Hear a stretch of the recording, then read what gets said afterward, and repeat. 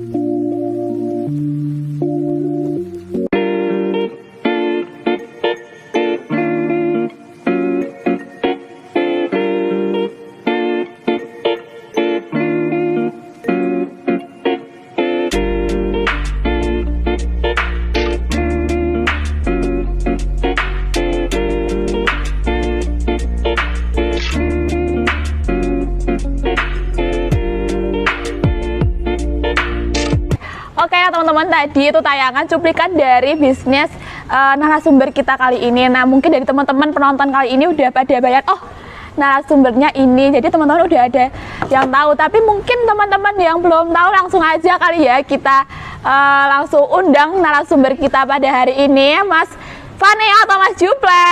Silahkan Mas Juple. Halo Mas Juple, silahkan sini. Oke, gimana Mas kabarnya Mas?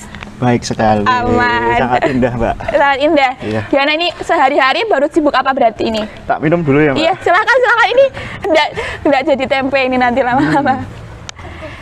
Oke Mas Vaneo, akhir-akhir ini baru kegiatannya ngapain aja sih?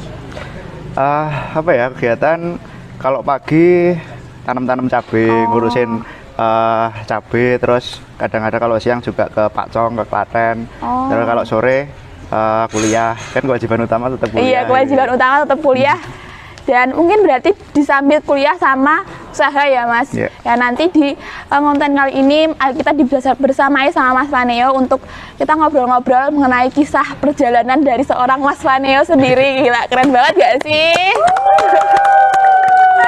Jadi kisah-kisah manis dan pahitnya Mas Vaneo dalam merintis usaha. Banyak pahitnya sih, Mbak. Oh iya, banyak. Iya, nanti bisa banyak abu-abunya. Kalau manis cuman dikit sih. Iya, manisnya cuma hanya dia aja ya.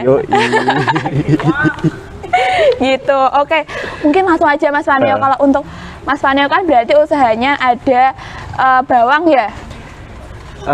Kalau usaha sih di bidang pertanian, Mbak. Di bidang pertanian itu komoditinya hortikultura.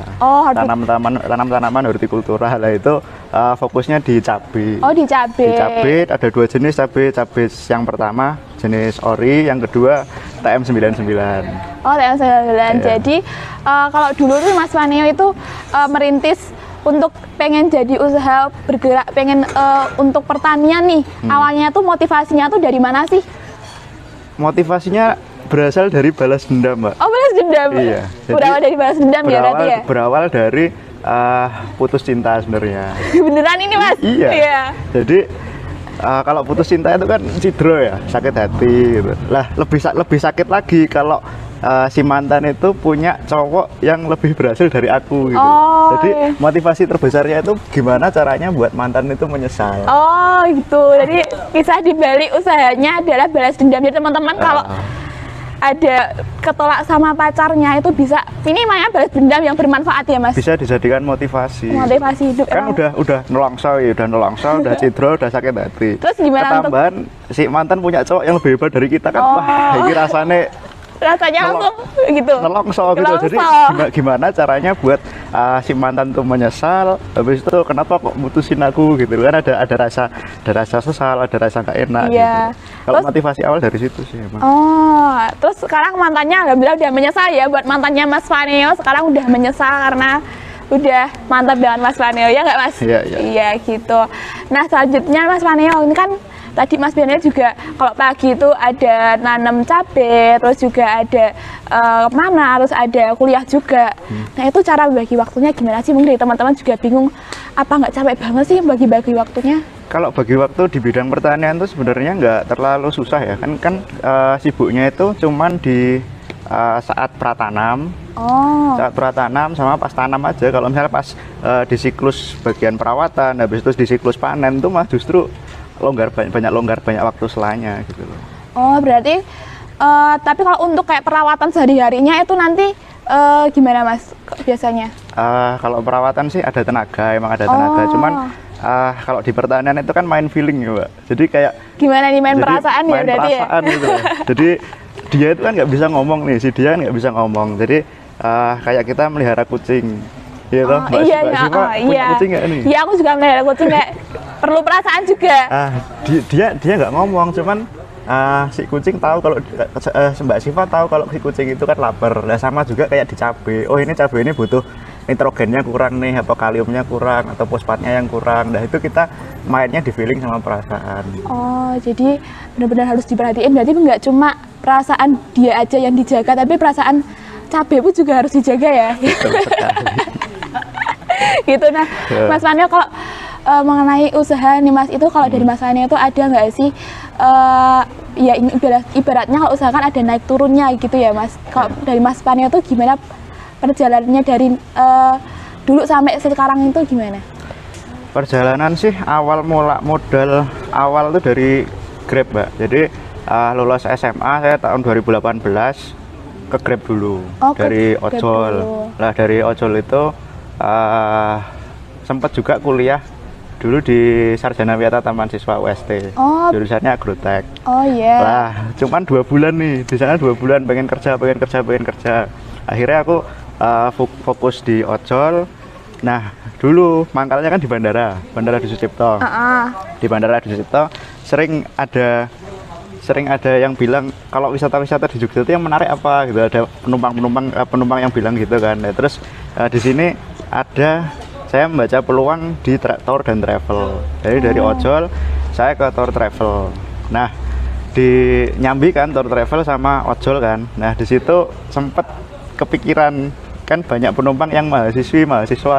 Gimana? Iki sakjane iki aku ki isih umur saawakmu. Mereka itu ya. Ada aku ki sakjane pengen kuliah. Sebenarnya di umur aku ki waktunya kuliah tapi malah sibuk kerja gitu. Jadi ada dorongan pengen kuliah, pengen belajar bisnis gitu. Terus jadi sekarang Mas Faneo masih jadinya sekarang kan sambian, usaha juga berjalan sama sambian. Sambil kuliahnya di EP UPN gitu ya Mas. Iya. Mantap. Nah mungkin Mas, ini kan banyak mahasiswa EP juga yang mungkin ada niat buat buka bisnis tapi masih mahasiswa kan. Jadi kayak bisa nggak ya kuliah sambil bisnis itu? Kalau dari Mas Faneo tuh kayak gimana? Tentu bisa Mbak, cuman gini loh. Kadang-kadang itu kita itu sambatnya kan capek. Iya, yang pertama capek, yang kedua gengsi. Capek dan gengsi itu hal yang sangat menutupi gitu loh. Hal yang sangat menutup seseorang untuk berkemajuan. Gitu. Jadi kayak penghalangnya ya? Penghalangnya gitu. Sebenarnya semuanya itu bisa dan tentunya bukan aku ya yang terbaik. Cuman ada orang yang lebih baik lagi. Mungkin mahasiswa UPN juga ada yang lebih keren lagi, lebih sukses lagi gitu dari saya. Oke. Nah balik yang tadi Mbak, tadi kan perjalanannya nih dari tadi kan ojol terus kan kuliah. Lah saya sempat gini Mbak, kenapa kok bisnisnya itu di pertanian kan gitu? Iya. Dulu sebelum di pertanian itu kan di kuliner juga, itu di tahu sempat di kuliner juga. Ya saya yang punya brand tawon. Sekarang juga ada outletnya. Dulu ada 3 di Pandega Marta, di Amikom, sama di Nganjuk, Jawa Timur. Lah yang 2 ini karena saya sambat capek. Susah bagi waktunya karena di bidang makanan kan harus fokus, harus gini, apalagi harus singgungan sama customer langsung gitu kan. Nah, terus sekarang saya cuman fokus di Nganjuk Jawa Timur. Itu dititipkan sama orang gitu. Oh iya. Jadi cuman persenan aja kalau sekarang. Lah, habis itu kan saya mikir gini, kalau misalnya di bidang kuliner itu kan susah nih nyari market. Kadang-kadang kan hal yang ya, hal yang susah itu kita udah buat pagi. Lah, kalau sore nggak laku nih, itu kan biasanya udah basi. Iya, harus ulang ya berarti ya. Harus ganti ini lah. Itu buat uang terkuras di situ, modalnya kan terkuras di situ. Modal terus berputar, uang terus berputar. Lah, saya berpikiran gimana sih ya? Ada nggak sih usaha yang marketnya itu pasti dan kalau kita punya produk itu jelas dibeli. Nah, salah satunya itu di pertanian. Dan margin profit yang paling besar di pertanian itu di cabai. Oh iya, di cabai gitu.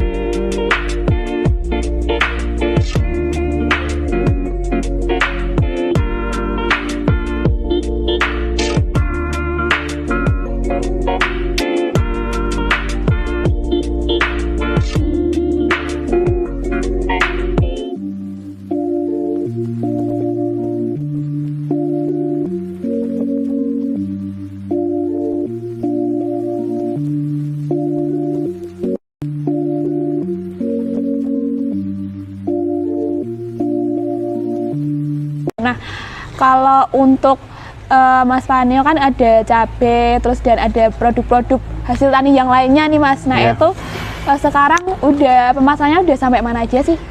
Kalau pemasaran cabai itu sebenarnya pasar selalu ada Mbak. Dan maksudnya nggak usah perlu ilmu marketing, itu nggak perlu. Nggak perlu langsung terjun ya berarti langsung udah ada yang ada penampungnya, ada tengkulaknya.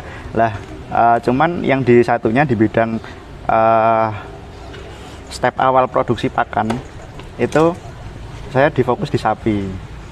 Step awal produksi pakan tuh gimana Mas? Jadi kan sapi ini butuh pakan nih. Oh iya. Ya biasanya kan ada deda, ada campuran-campuran lainnya. Nah Mbak Siva tahu kan yang daging termahal? Iya, oh iya. Daging termahal steak itu kan Wagyu A5 dari Jepang. Iya. Nah itu produksi pakannya, benihnya itu diproduksi di Indonesia. Oh jadi gitu loh. Salah satu lahannya ada di Klaten. Oh jadi untuk pakannya dari Indonesia ya, terus langsung diekspor ke sana? Iya, diekspor dalam bentuk kering. Cuman saya fokusnya di bidang pembenihannya, di pembenihan rumput pakcong.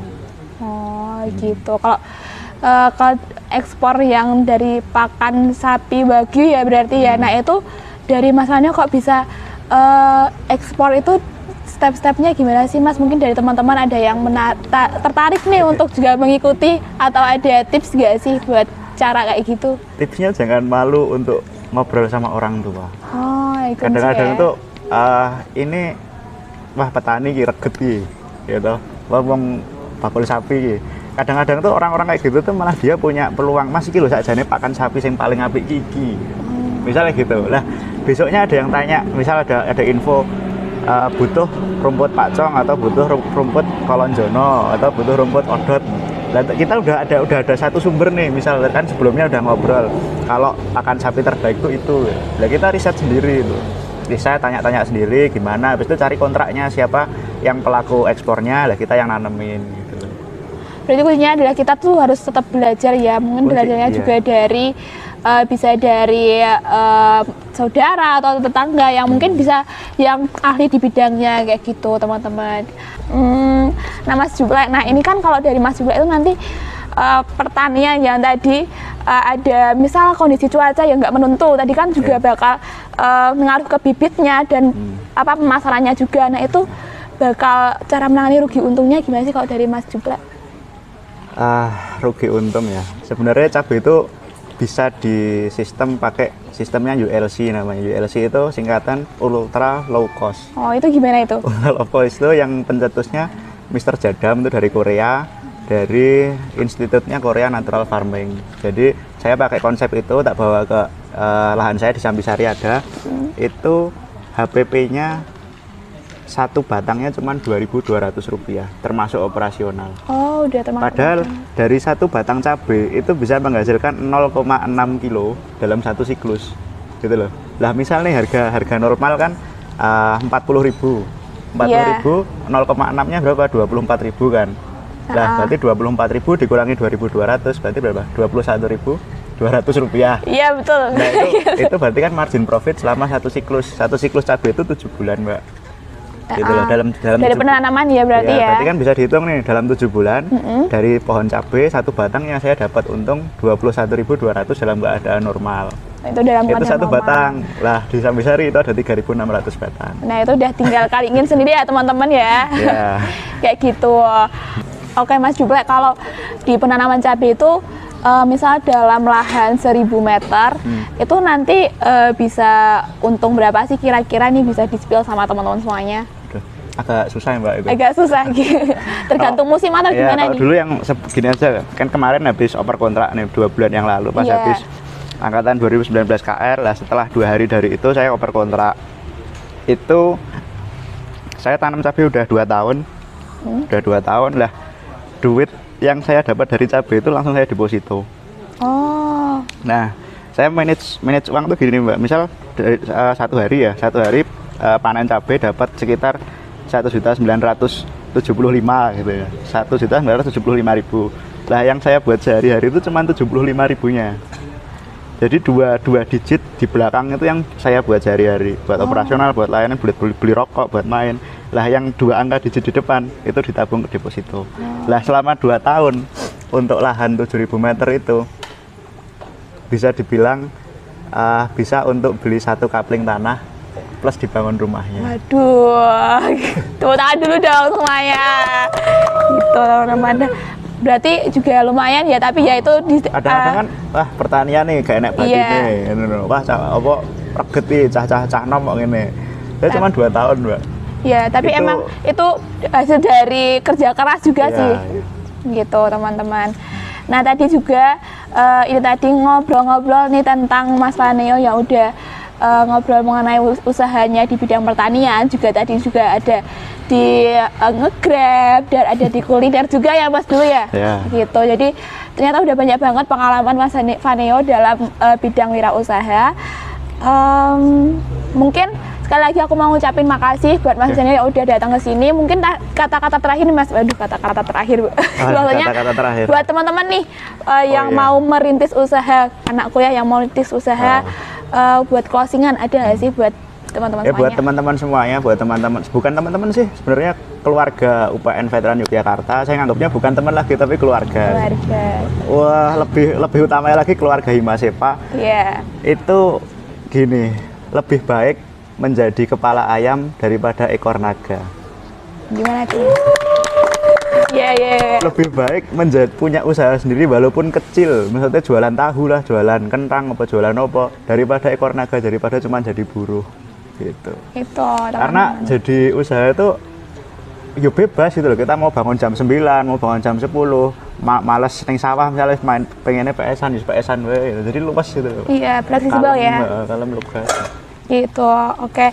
Makasih Mas Faneo. Semoga dari obrolan kita tadi bisa menginspirasi teman-teman semuanya untuk bisa mulai bisnisnya, atau mungkin teman-teman udah ada rancangan bisnis bisa segerakan untuk mulai bisnisnya kayak gitu.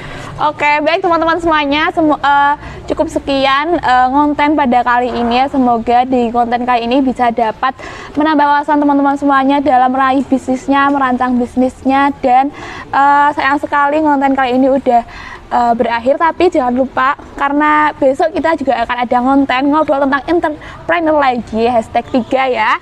Dan teman-teman jangan lupa juga follow Instagram kita Himasepa UPNVK, dan juga subscribe YouTube channel kita ada EPUPNVK, dan juga jangan lupa untuk teman-teman yang mau tanya-tanya lebih lanjut mengenai Mas Faneo bisa hubungi di mana Mas? Instagram mungkin? Bisa di Instagram Faneo27 atau ya udah itu aja. Iya, bisa di Instagram Faneo27. Jangan lupa follow ya teman-teman semuanya. Nah, oke teman-teman, tetap stay tune ya, karena habis ini kita akan ada seru-seruan banget nih sama Mas Faneo juga. Ada games yes or no, jadi tetap stay tune. Oke, baik teman-teman, saya Syifa. Dan saya Faneo Bradidi. Pamit undur diri, sampai jumpa di konten #3. Dadah.